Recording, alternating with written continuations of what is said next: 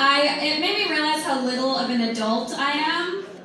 I mean, I know I'm like a little adult, but just like bad at adulting in general. I lost power and I didn't have like anything charged, nothing backed up, and it was like quickly approaching dark.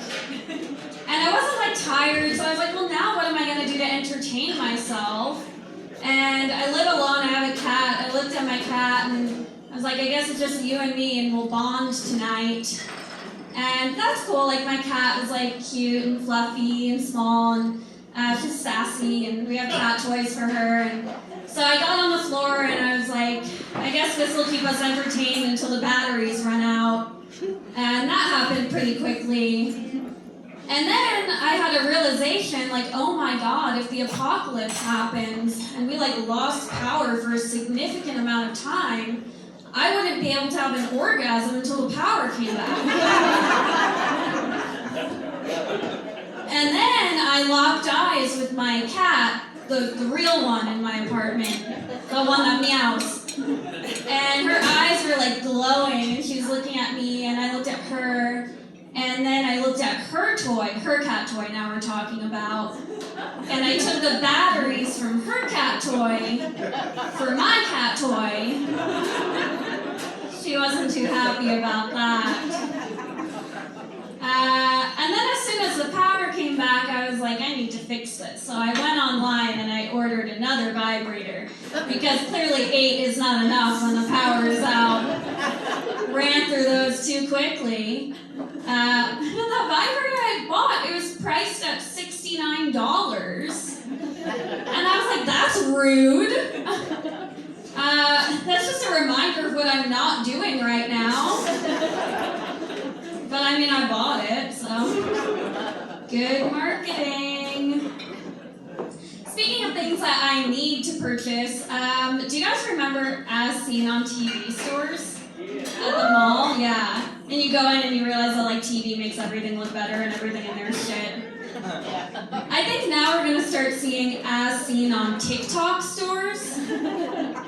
And then you'll walk in only to realize it's an urgent care for like Gen Zers who have just done dumb shit they've seen on TikTok. There will be like a trending room, like depending on your ailment, they'll be like, what'd you do? Like, oh, I ate frozen honey and now I have diarrhea and a stomachache. You're in trending. There'll be like a Tide Pod consumption room. And then the doctors, when they treat you, they'll be like, yeah, next time instead of pouring boiling water on your friends, how about you just try the feta cheese pasta trend? I think that'll be less harmful for you. And then when you're trying to check out and they ask you for your insurance that you don't have, there'll be like a TikTok influencer trying to sell you a FabFitFun subscription. Like, this might be better for you. The trends these days are so weird. There's a trend on TikTok called cereal bowling. Have you guys heard of this? Where your friend lays on their back and you pour milk and cereal into their open mouth and then you just eat the cereal out of their mouth. That's a trend that people are doing. Like when they show up to the As Seen on TikTok /urgent care, they're just gonna get sent to the therapy room. Like, that's not normal. God, so weird. Lately, I like perusing like job boards just in case this doesn't work out. Yeah. And I came across one recently, and I didn't know this. So there's a job out there that I didn't realize I've been training for the whole pandemic, and it's to be a professional crier.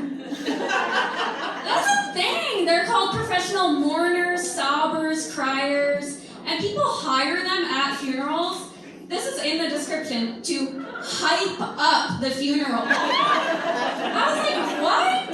And then I had to write them down because they were too ridiculous. I wanted to make sure I remember them all. Some of the other offerings that a professional crier can service at a funeral is to wail and moan, beat at their chest, tear at their clothing in anguish, play a distant family member, jump on the casket as it's being lowered, the grave and deliver the eulogy. But it ends with, most importantly, blend in with the funeral guests. What? Everything you just described is not blending in at all. Then because I was like fascinated by this, I started researching it a little bit more. And then I found like a WikiHow article of how not to cry at a funeral. And I was like, oh, I've been training for that as well. Because the advice is just to lean your head back and just blink a lot. And I was like, oh, I've done that before when I've been on my knees. Trying not to cry.